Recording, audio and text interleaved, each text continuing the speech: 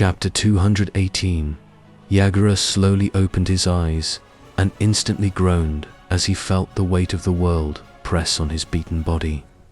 Or at least, he supposed he was quite trashed from all the pain his brain was registering when he tried to move. What the heck happened? He sluggishly thought, fighting through his increasing headache, while his eyes tried to adjust from their sleepy state. Suddenly, his mind stilled as he realized, I am free. The genjutsu was lifted.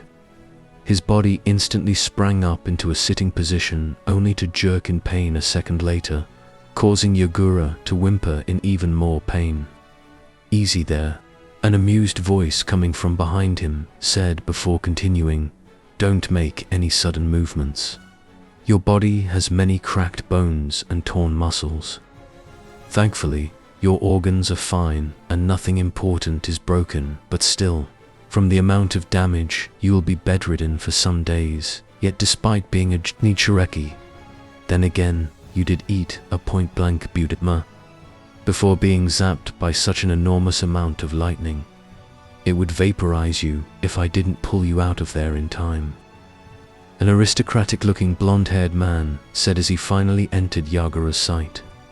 Yagura stared incredulously at the man, so sure he'd never ever met him, that it even temporarily overpowered his guilt at having to watch his Gitusid self-order all those atrocities and wreaking havoc in his own country.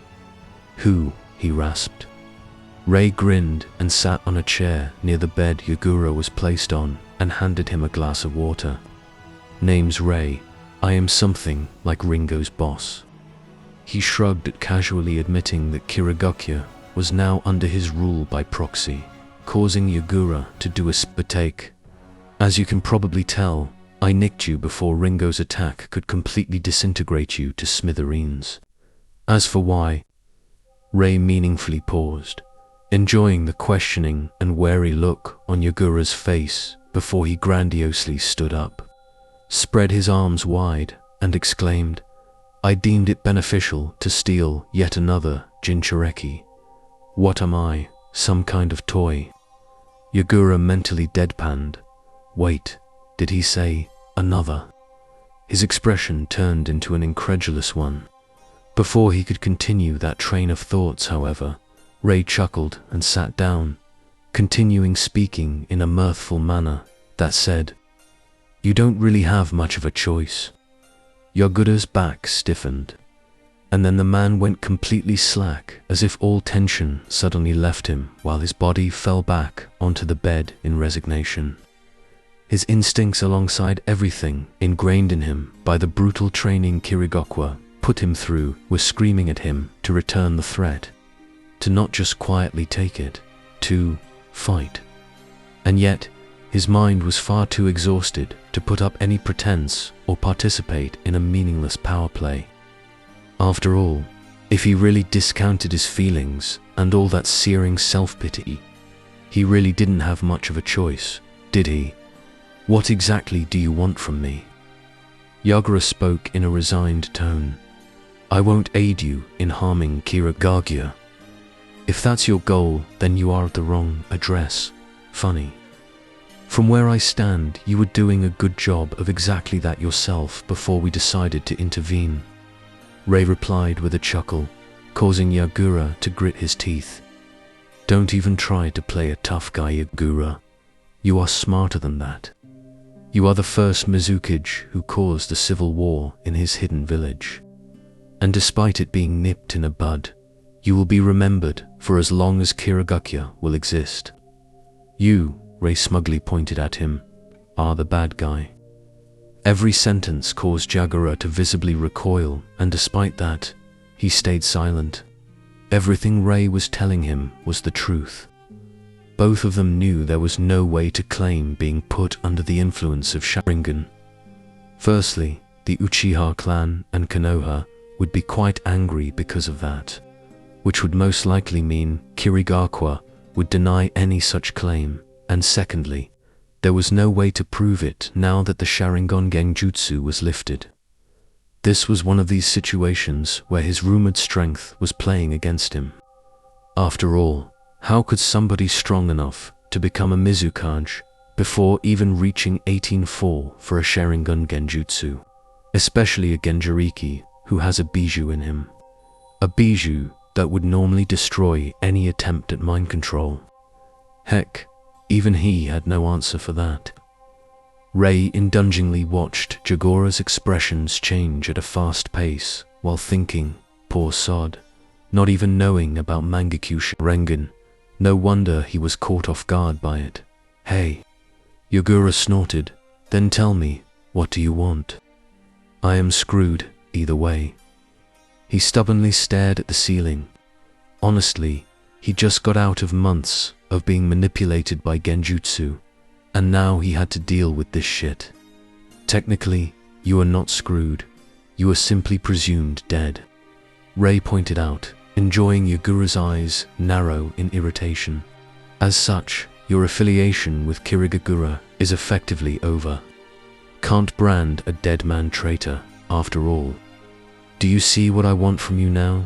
No, Yagura whispered, realizing why exactly he was having this conversation. I am not Betra. Ah, stuff it. Ray interrupted. Kirigokyo is as good as mine anyway. Yes, I will let the clan heads run it, because it is honestly a bother. Yes, I will make sure it is improved and many reforms are passed for the betterment of the village and its forces. But I sure as hell don't really care about the village itself, so it won't be the best it could. Yes, I am planning to get it up to par with Kamogakure, at the very least, but then again, that's for my own benefit. And lastly, I can also make a life for everybody in the village infinitely more difficult through Ringo. Let me tell you, any goodwill or sentiment she could have felt for her own village is now drier than the deserts in the land of wind. Ray watched Yagura's body subtly reacting to his words and was pleased that he had his undivided attention now.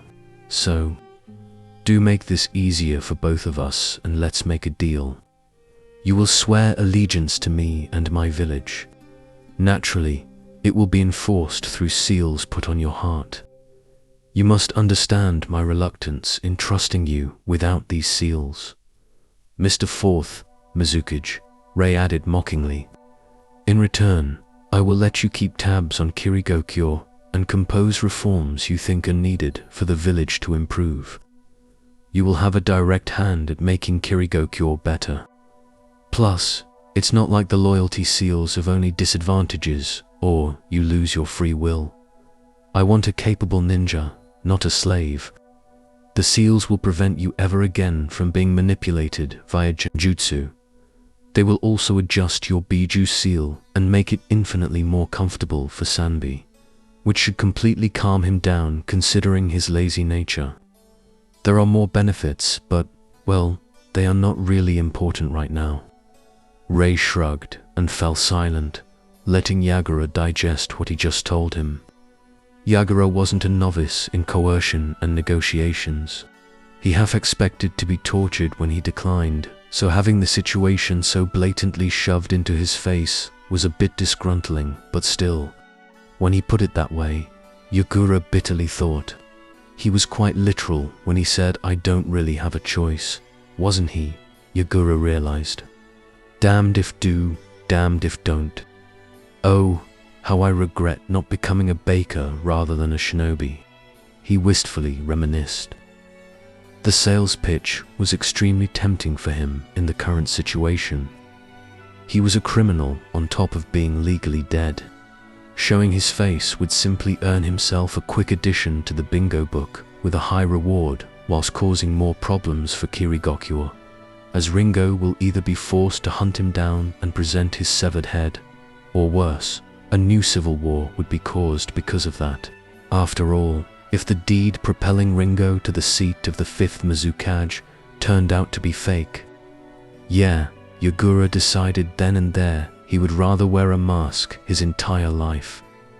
If Ringo or Ray deemed Kirigoga not worth the effort, well, let's just say Yagura didn't really want to see how many fools would attempt fighting against Ringo and get slaughtered for it. Considering the average intelligence level of clan heads, the damage to the village would probably be irreparable. Hence, stick. On the other hand, Ray was offering him a chance to do the sole thing why he even became a Mizukage. He was offering him a chance to fulfill his dream. A chance to reform Kirigukyo according to his wishes. Admittedly, it was not much, but in his situation, it was more than he could ask for. And if he did a good job, maybe, just maybe, he could alleviate at least some fraction of the guilt he felt inside for what his manipulated self caused. Hence, carrot. Fine. Yagura answered after being quiet for half an hour of considering his options. I will join you. Ray smirked, all according to the plan. I did promise Ao to improve Kirigukyo, and I would loathe putting such a task on the shoulders of one of my girls, or, God forbid, my own. Nope. Getting some poor sod to do it for me is the best option, isn't it? Doesn't hurt that Yagkora would see it as if I was doing him a favor either, right?